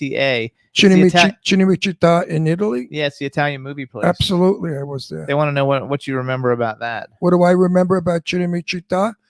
I remember meeting in one of the offices. What the hell was her name? The fabulous Italian actress. I can't think of her name. Claudia Cardinale. This was way back in maybe 30 years ago, 40 years ago. And Claudia Cardinale was the big star in Italy. And she was just a bit snobby, I thought, and a bit, not very nice. So I kind of didn't bother talking to her much. And then she came over and she said to me in Italian, well, you're not very friendly. And I said back to her, I said, well, you're not very warm. So we went at it a couple of minutes, and then she hugged me. Claudia says her mom loved that lady, Claudia Cardinale. Claudia Cardinale. Well, she hugged me, and she started to laugh. And then she said to me, in Italian, she said, you Americans are so forward in everything you say. I said, yeah, we're not like the Italians, full of shit. And she started to laugh. Because I'm Italian, I'm allowed to say that. What about Ingrid Bergman? Never met Ingrid Bergman, but I've met her daughter a couple of times, Isabella Rossellini. Charming, elegant, wonderful. Oh, great actress. Oh, yeah. Well, I met her in New York. First time I met her in New York was at an auction, a furniture auction downtown Manhattan. And she's just the most charming lady with a beautiful smile and just a lovely person. Yeah, I like her a lot. I've met everybody, but not the really, like, I've never met Cary Grant, who I would have loved to have met. We've seen his house. Yeah, I've never met Tyrone Power because he had passed away. So there are, but I'm fortunate to have known the people that I do know. I mean, I knew Lauren Bacall, Sophia Loren, Tab Hunter, Rock Hudson, Jane Russell. I've got a good list of friends and people I knew. But I miss them all because they're all gone. And now I don't have any more of my people around. Richard Blackwell, Mr. Blackwell, who did the 10 worst dress list, everybody thought was an evil, bitchy queen, but he wasn't. He was a kind, sweet man. That was just what he did for the public, to write those things about women's clothing and make jokes about it. So actually, Roxy says she has the video, so we're going to see what we can do. So you guys, Roxy got the video. It's Lily McLeod's What About the Beautiful Children. Oh, this is some song. I originally saw Lily McLeod on X Factor, and she made it to almost to the end of X Factor. And then when we were visiting Florida, she was playing at a nightclub, and we went and met her and hung out with her and became friends with her. And she's really a phenomenal entertainer. Lily and I just hit it off. And like she said to me, I think you were my father in a past life. I said, well, which one of us was black? And she started to laugh. She's beautiful. She's talented. She's wonderful. She's gorgeous. This What- is a ballad, you guys. It fits though. What about the beautiful children? Because it's Thanksgiving, and I Yeah. think everybody will love it. But So listen to the high notes, the clarity of her high note. It's like a flute. I mean, there's no quiver in her voice. It's just a pure, beautiful voice coming from a beautiful woman who's very religious. She's a born again Christian, and she lives by her Christian ways. And she's kind and honest and good. I love her very much. So enjoy this, everybody. Lily McLeod, what about the Yep. beautiful children? I miss Lily. Children can give us life and love. What about the children?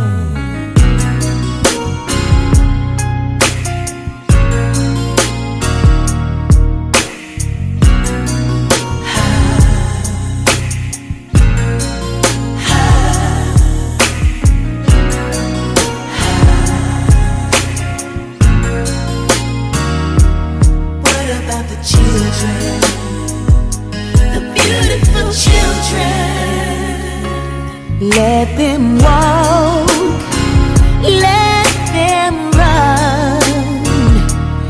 Let us help them to have fun. We can help change the world. Change of the faces of people who lost so much. Children laugh, but they often cry. They're our future. You should know why.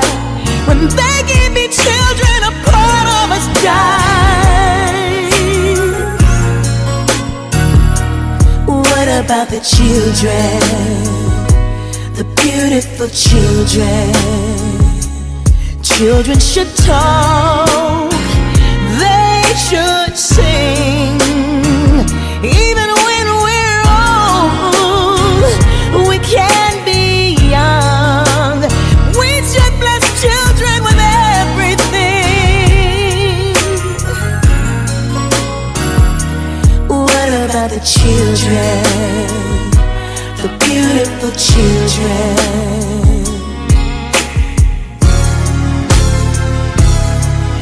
It's a lovely day when you can say, yeah, I did a good thing in my life. Even if you help one time, then I'll give mine. So please hear my cry. Oh, tell me why. What about the children? Yeah. Can you help them? Do you hear my cry? Hey. Oh. What about the children? Beautiful children. They should be able to live. Come on, y'all. Ooh. We can reach the world, y'all. We can reach the world, y'all. We can reach the world, y'all. We can reach the world, y'all. You hear my cry, y'all. What about the children? The beautiful children. Let them laugh. Oh, yeah. Let them laugh. We need them. We need them. What about the children? The beautiful children.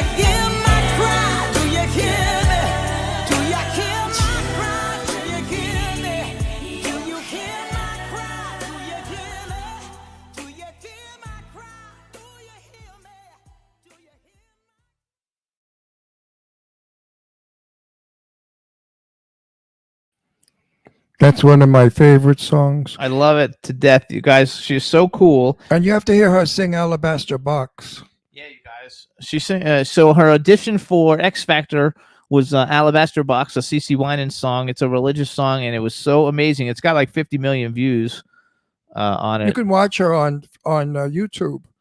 Go to Lily McLeod. There's quite a few things about her songs and shows that she's done. How beautiful her costumes are beautiful. You can see all her performances on X Factor on YouTube, and then she did an album called Red Apples that she released in 2015. It has What About the Beautiful Children. It also has Alabaster Box and a whole bunch of great songs that she did. Running Back to You, I Look to You, and we had such a good time hanging out with her. She's been on the show several times, but we have not had her on the show, I don't know, probably in like 2 years or something. Yeah. We bonded, and she broke down and told me her life story. And after she finished, she said, Ron, I have no idea why I've told you all of this. I never really discuss it with anyone. And it was very intimate stuff about coming from a crime zone in Pennsylvania, having I believe her mother was a prostitute. Her uncle was a murderer who was murdered and a drug dealer. And she came from the really horrible background and found the Lord Jesus. And because of that, she had the strength to get out of it and become who she is today.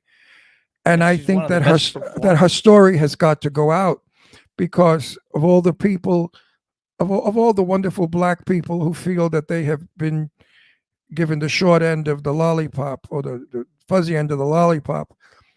No, you can come from crap and be great. Our country allows that and does it for you. And I would love to do a show based around that with Lily. I'd produce it where Lily sings songs and talks about how she got out of the ghetto and became the queen of Europe now that they adore, love her. It's a wonderful story. It's wonderful.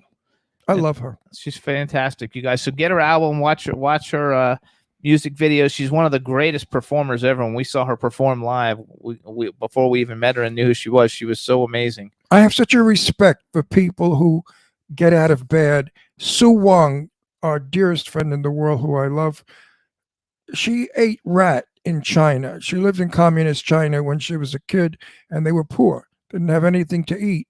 So her grandmother would kill a rat and feed it to Sue, so she had protein. Of course, they prepared it and cooked it. And from that, she became Sue Wong, fashion designer, worth over $250 million, living in a magnificent mansion in LA, and the sweetest person in the world. So you see, you can do it, folks. Just don't, because you're poor, don't think that's what you have to be forever. America offers you Opportunity. Take advantage of it. And you got to work for it, actually. Well, you have to work. Well, these gals worked very hard. They worked very hard. I mean, I didn't come from the lap of luxury either. I mean, most of the kids that I grew up with went to jail or they died from overdose from drugs. And, you know, I was the one that they all thought was a little weird and off the wall because I was theater. Even at 7, 8, 9, 10 years old, I was an actor. And I did it. I got out of a bad area. And I became whoever I am, whatever I am. You know, it's all do fun. So we want to also give a quick shout out to Roxy, who got the video for us. She's a superstar. Roxy, we love you. Thank you so much. You're great. So they're asking other questions in here. So, but they went by so fast I couldn't see what they were. What?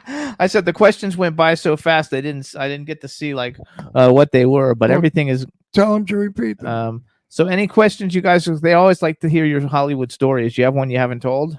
Oh, I have a story I haven't told. Well, one of my favorite stories is a Jane Russell story.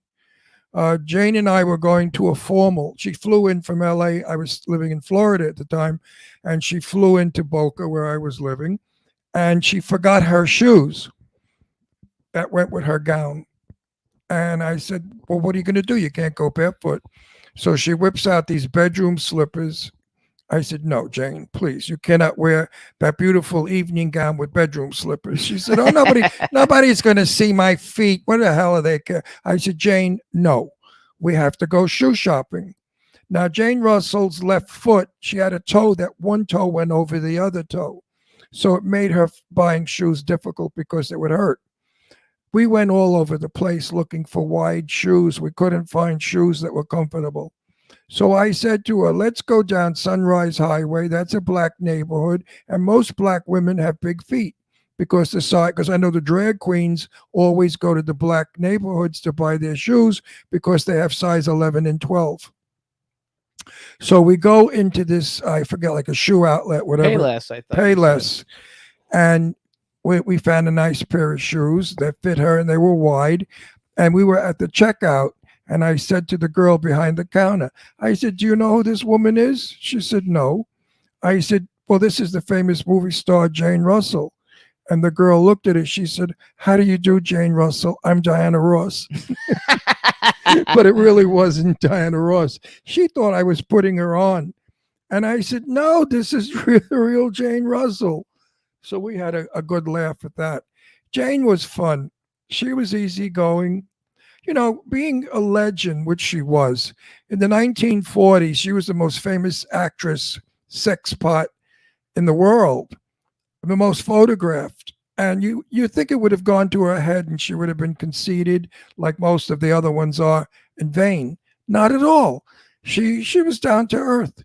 I mean, she'd come to my house with sneakers, sweatpants, shirt, no makeup, her hair pulled back in a ponytail, and we'd go out. And we'd go to lunch or we'd go to dinner. She didn't care to show off or look glamorous. She wasn't a snob. I love her and I miss her very much. We were very close. Very close. Actually, so B asks which movie I would have liked to have been in, and I would have liked to have been a main character in The Lost Boys. I would have liked to have been one of the vampires in The Lost Boys. Because it's like my favorite like horror movie, or Near Dark. I'd like to be one of the vampires in Near Dark. And but my favorite movie of all time though is Pretty Woman. That's like my favorite movie. But Lost Boys is my favorite horror movie. And then they want to know, what about Faye Dunaway? Which I don't know that people will like your answer to that. No. Don wants to know. Tell Don about Faye Dunaway. No. I can't even get it out of my mouth. Faye Dunaway is insane. She is exactly what no one should be in Hollywood. People that have worked with her, Betty Davis, I really shouldn't tell these tales, but I asked Betty that.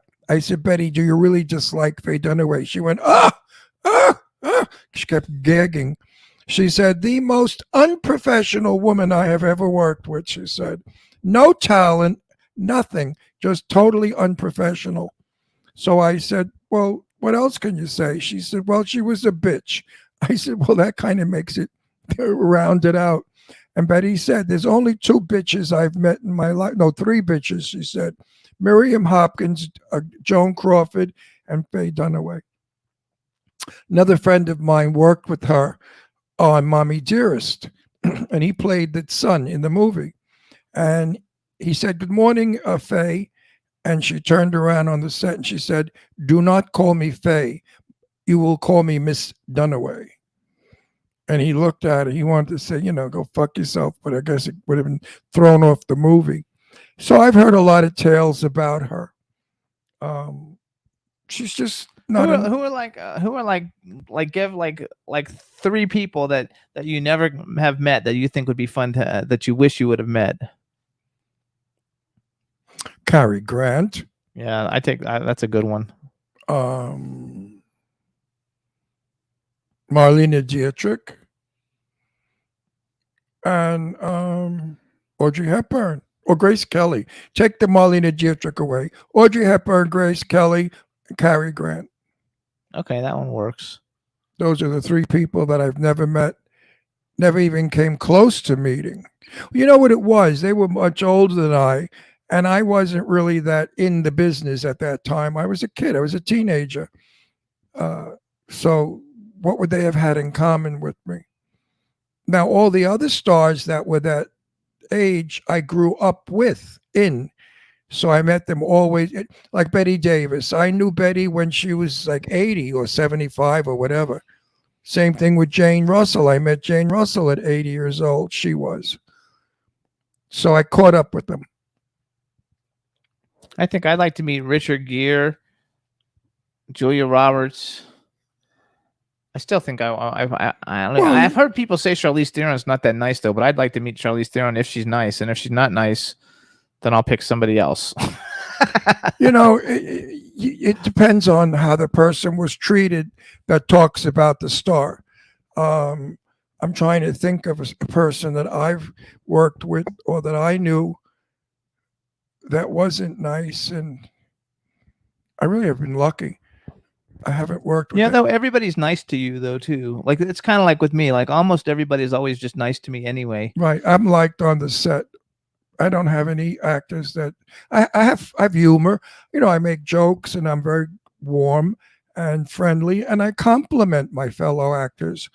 I don't make it all about me. You know, I make it about them. If I'm working, like I'm working with Sadie Katz now in this movie, we're allowed to mention. No, her we're name. gonna do it next week. No, We can't mention anything. Anyway, I'm working with Sadie Katz. I've worked with Sadie before.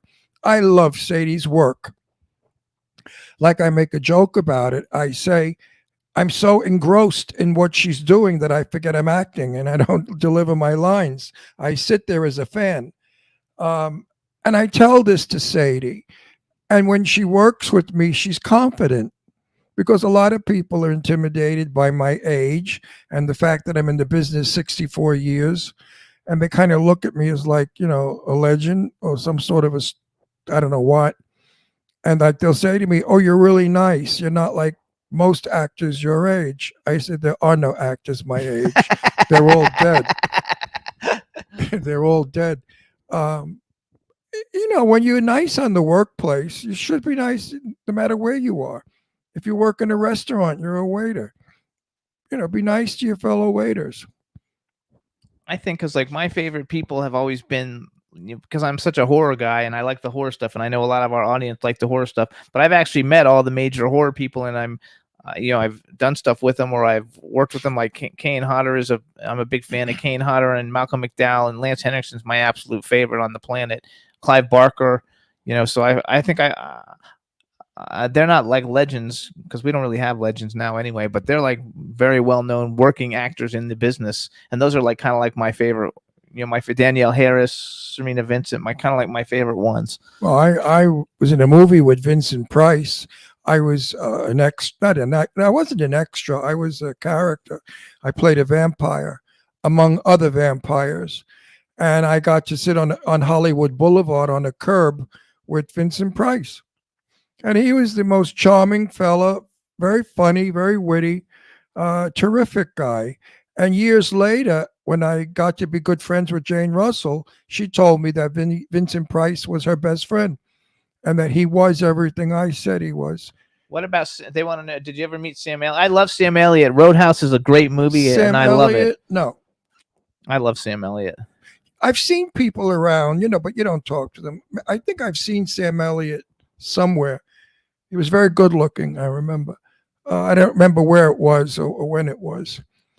I don't want to sound bourgeois, but there's so many out there, you meet them, after a while, they don't mean anything. I mean, after knowing Sophia Loren, I mean, who can top that? You become a little numb. Except for when he met Kathy Sledge, you guys would have never fucking believed it. Yes. That's a true story. He's jumping up and down, screaming at me. I'm literally like 50 yards away. He's screaming at me to run over and meet Kathy Sledge from Sister Sledge, but it was really a cute thing. And she ended up becoming a friend, and her sister Kim is a friend. And I love her. I love this Kim and Kathy. I love the two of them. Two of the sweetest women you'll ever meet in your life. Only because the song "We Are Family" meant so much to me. When the riots were going on in the bad times with gay people, and we were being treated like dogs and arrested and beaten, we all sang "We Are Family" and we united, and that's how come they, Stonewall, and we fought for our right to be free in the world. So those two girls were my inspiration. So what we're going to do is we're going to play one more song for everybody, and then we'll come back and we'll have like 3 or 4 minutes to say goodbye to everybody for Thanksgiving. This is a song, you guys, and I'm playing it because it's Thanksgiving, and this girl might actually be related to Ron, and her name's April Rose Gabrielli. No, she is related. I told you. And our great grandfathers were brothers. So the name of the song is "Do You." It's her first hit. I think it went up to number 24 on Billboard, which is really good for somebody's first single. It's called "Do You." On the indie charts, it's number 1 right now on indie charts, and we love the song. We love April a lot. She's a lot of fun. We saw her perform. She was fantastic. So please enjoy, She's everybody. Such a pretty girl too. Enjoy "Do You" by April Rose Gabrielli. Do you know the way I feel? I hope so. I don't expect you to, 'cause all I say is just do you, babe. Do you know that I am asking while I'm telling? I am crying when I'm yelling, and I don't know how else to ask. If you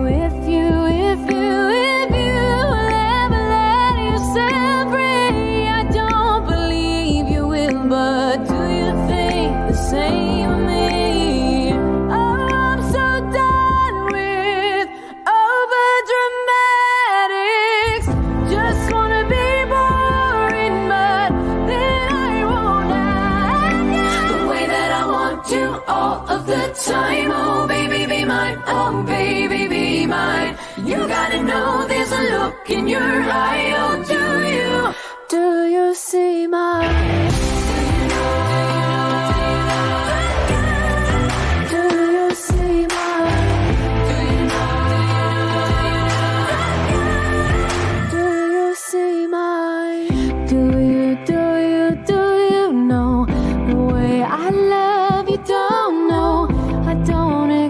You to, 'cause all I say is just do you, babe. Do you know that I am thriving when I feel you, and I am living just to love you, and I don't know how else to ask. If you will ever say you love me, I don't believe you will. At least you're living honestly.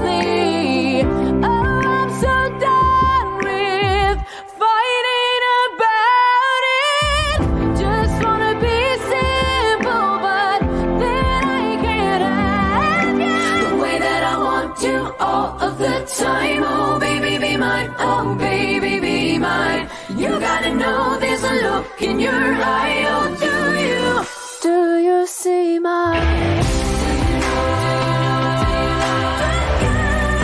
Do you see mine? Do you see mine? Do you? I made up. Do you know you're worth it? Do you know I'll hold on? Do you know you're worth it? Do you know how I feel? Do you know the way that I want to all the time? Oh baby, be mine. Oh baby, be mine. You gotta know there's a look in your eye. Do you see mine? The way that I want to all the time. Oh baby, be mine. Oh baby, be mine. You gotta know there's a look in your eye. Do you see mine? I love that. I totally I get like goosebumps with that song. I really She can love it. sing. She's really good. And so the guy in the video, you guys, is Kulik, and Kulik, they just got done doing like a tour for 2 weeks all over the Northeast. And Kulik is one of the greatest performers. He performed at the Soho Johnny 911 benefit in New York City, and he had everybody on their feet. He is a phenomenal performer also. And a terrific person. A terrific person. So check out April Rose Gabrielli's music and Kulik's music, you guys. It's Kulick, because he's very cool. They just are. They're like really cool. Mhm. And we've got 4 minutes left. So let's see. To follow follow Ron on Instagram. He's on there a little bit. It's Ron Russell Show. I'm Jimmy Star Official on Instagram. My Twitter's Dr. Jimmy Star. Ron's on Facebook. Like the Jimmy Star Show with Ron Russell on Facebook, because we have like 35,000 fans, I think, on there. Who, me? The show. Oh. How do I get people to follow me? Sue Wong said I should get people to follow me. What the hell does that mean? I have 5,000 people on my Facebook page. Well, so once somebody's Facebook page is full, then they can't friend you anymore, but they can hit a button that says follow. You probably do have a ton of followers that you don't even know about. How would I find them? Oh, I'll have to look on it and tell you and see. I don't know any of this stuff. Anybody out there got a good recipe for stuffing? No, really, because I'm doing a stuff. Here's what I do: celery, chopped onions, raisins, Pepperidge Farm stuffing mixed with stovetop chicken, turkey stock broth, whatever the hell that crap is. It's really good. Anybody got a better one? My mother used to do it with rice. She would get the gibbet, what they call it, the gizzards. Yuck! Of the turkey and chop it up and fry it, and then throw the gizzards in with the rice and I don't parsley like and carrots. No, my mother made a delicious stuffing. I love stuffing though. I like a rice stuffing better than a bread stuffing. What do you say out there? Rice or bread stuffing? Nobody's answering at the They moment. don't care. They don't cook. They're talking about other things. I think a lot of Cindy cooks. Cindy says her mom added egg. Probably. Teresa Sabin says she's getting fat just listening to all the food. Yeah, well, I'm fat. We've been talking about food already. Well, we all gouge ourselves tomorrow, and then, whatever's left over, you eat the rest of the week in minimal amounts, and you lose the weight. So from the bottom of our heart, that we really want to thank all our chatters who are in the chat room every week. Yes. All our regulars. You guys are so supportive, and we totally appreciate all that you do for us. Yes. Especially our super regulars, Cindy Lady Lake and Teresa Sabin and B. Claudia and Don Hinton and Backpack John and that crazy bastard. Artist Kim, and usually Angela Joseph is there. And what's his name? The pervert. Oh yeah, the pervert. We love him. Actually, we love all you guys. We really appreciate it. And now our new friend Mona Garsala, who I didn't understand where she's from, but I think it's in France someplace. It's a French name, Jimmy. Yeah, they're all Dave. Yeah, Dave from Stars Now UK. And is Dave in? He's been in there. Yeah, he I think he left though. We didn't have, once the girls are gone, he's gone. He's history. He made a comment about you making a movie with Sadie. He wrote like exclamation points. So he's crazy about Sadie. Stovetop. Yes, she's from France. So anyway, you guys, thank you so much for tuning in. Hope everybody has a wonderful Thanksgiving. Have a great weekend. And we'll be back next week. And we want to thank Roxy, our phenomenal engineer, and everybody check out her show on Monday nights at 9 p.m. Eastern time on W4CY. And in the meantime, have a great weekend, everybody. Enjoy. And remember one thing: life is what you make it. It doesn't make you. And have a happy Thanksgiving. Bye, everybody. Thank Bye you. Now. See you next week. Sunlight can turn out to be so wrong. Yeah, we in the mix. It's another episode. Here we go. The Jimmy Star Show with Ron Russell. Interviewing the hottest, newest, and truest of today's celebrities. Make sure to subscribe so you can get notified weekly. Jimmy Star, he's the king of cool. Ron Russell, he's a gorgeous dude. Chat room is live and you would be a fool not to vibe with us at the Jimmy Star Show with Ron Russell. So come watch it live on W4CY Radio. Miss some past episodes? Download on iTunes. The Jimmy Star Show with Ron Russell. It's the Jimmy Star Show with Ron Russell.